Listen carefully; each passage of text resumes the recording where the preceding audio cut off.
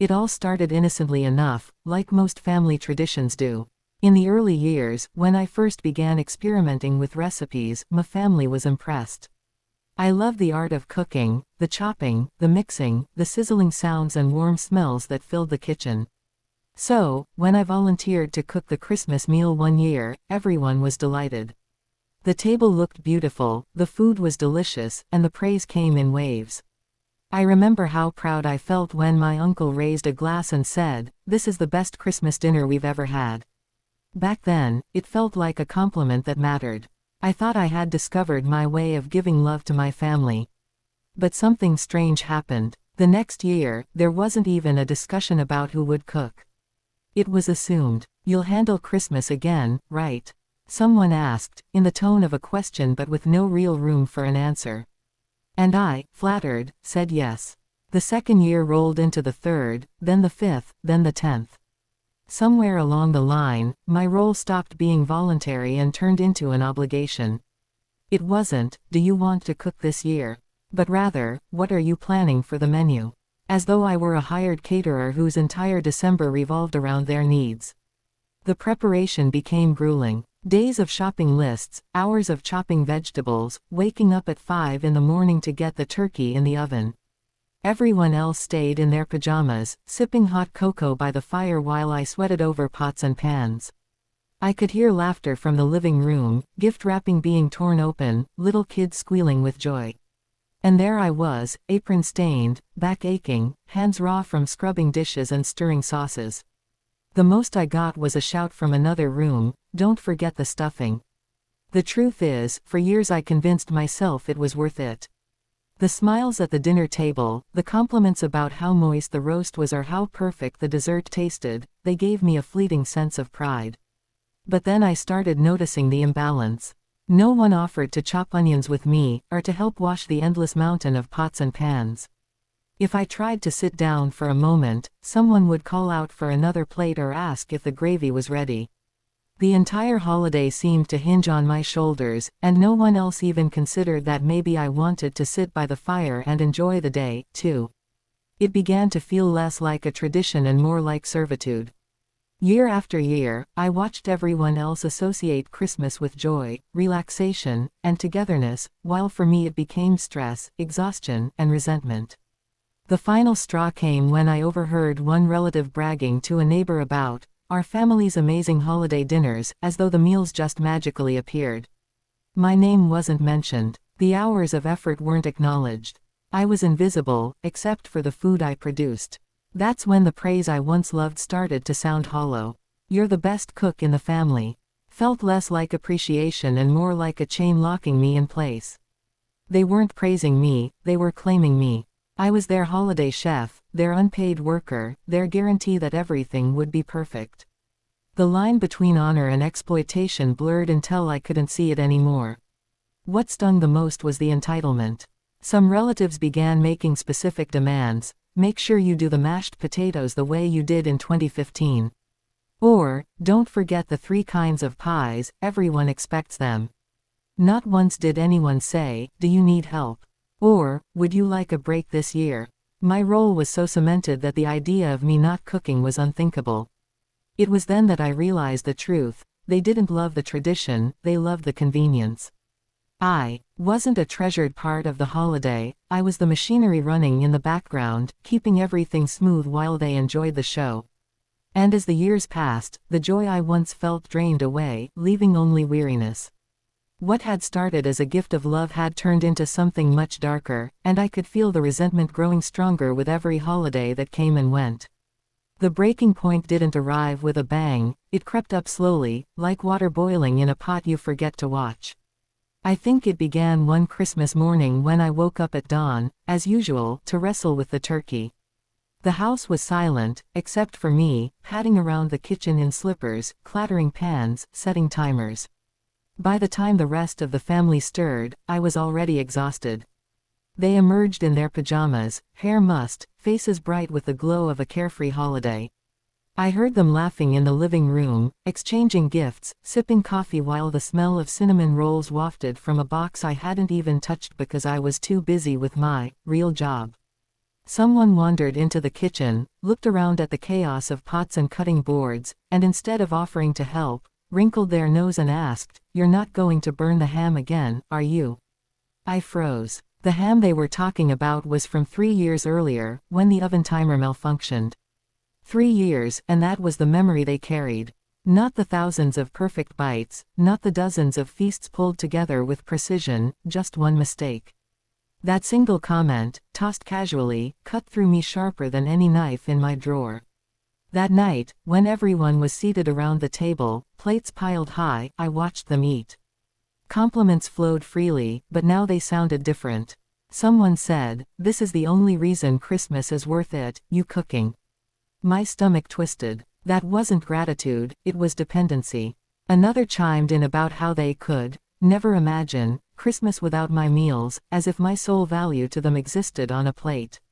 I smiled, nodded, accepted the praise, but inside, something hardened. I realized they weren't celebrating with me, they were celebrating at my expense. I wasn't part of the holiday, I was the engine fueling it, and if the engine stopped, the whole thing would fall apart. For the first time, instead of feeling pride, I felt trapped. It was as though the walls of the kitchen had grown taller, locking me inside while everyone else lived freely on the other side. That was the night I promised myself I would never spend another Christmas like this again. But I didn't announce it.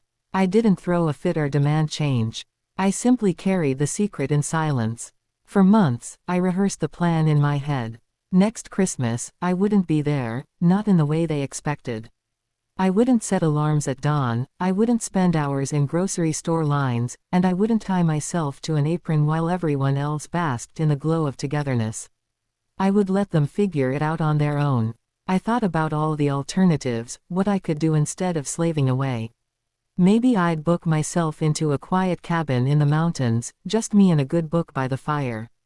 Maybe I'd join a friend's holiday dinner where everyone actually shared the cooking. Or maybe, for once, I'd do absolutely nothing, order Chinese takeout, curl up in blankets, and watch movies all day.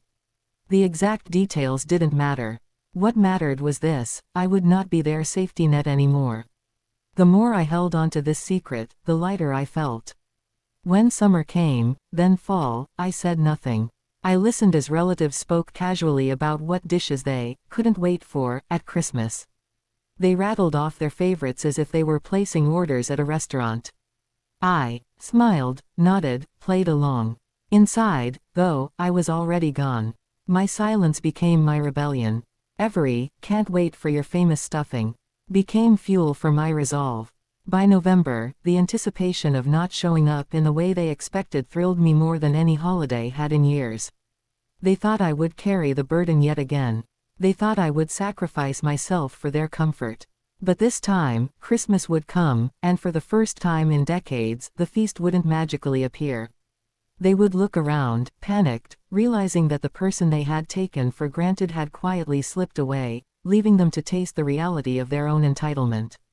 Christmas morning arrived, and for the first time in decades, I wasn't stumbling into a freezing kitchen at the crack of dawn, arms full of grocery bags and pans. Instead, I woke up to quiet.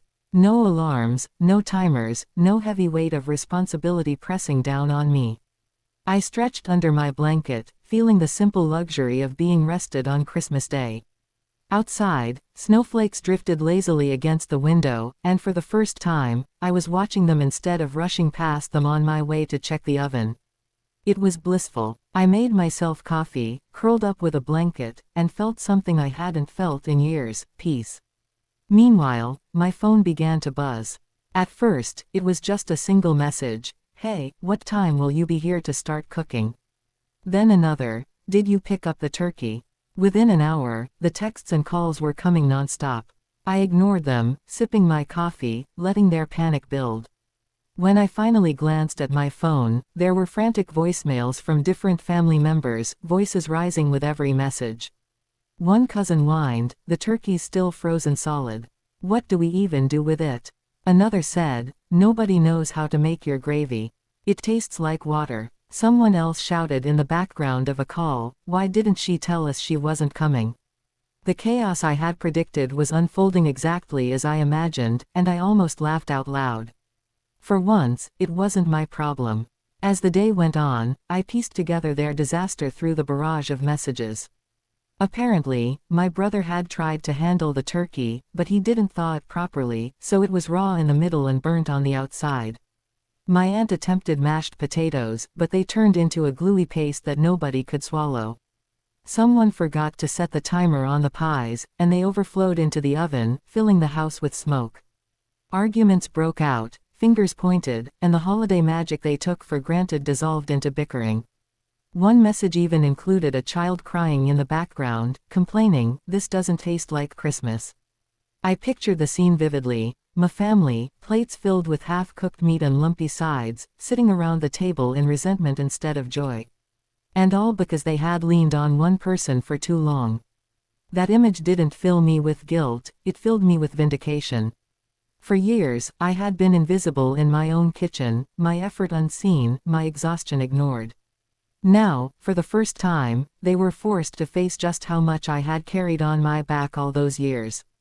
When the calls shifted from angry to pleading, I finally picked up.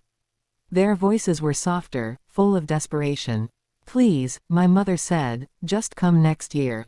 We'll do it differently. We promise." Another chimed in, "We didn't realize how hard this was for you. We thought you liked it." I let their words hang in the air for a moment before answering. "I don't hate cooking," I said calmly, "but I hate being taken for granted. I've been your holiday chef for decades, and not once did anyone offer to help or even let me sit down to enjoy the day. You don't get that version of me anymore. If we celebrate together in the future, everyone shares the work. No more dumping everything on me. Otherwise, I won't cook at all." There was silence on the other end, heavy and awkward. I knew my words had landed. I didn't need them to respond right away, I only needed them to hear me. That night, instead of scrubbing dishes or packing leftovers, I ordered takeout and curled up with a movie. It wasn't glamorous, but it was mine. The holiday felt strangely new, like I was experiencing it for the very first time. No resentment, no exhaustion, just peace. And in that quiet moment, I realized something vital: Christmas didn't have to mean sacrifice. It could mean joy, rest, and freedom. For the first time in decades, the holiday belonged to me. And I intended to keep it that way.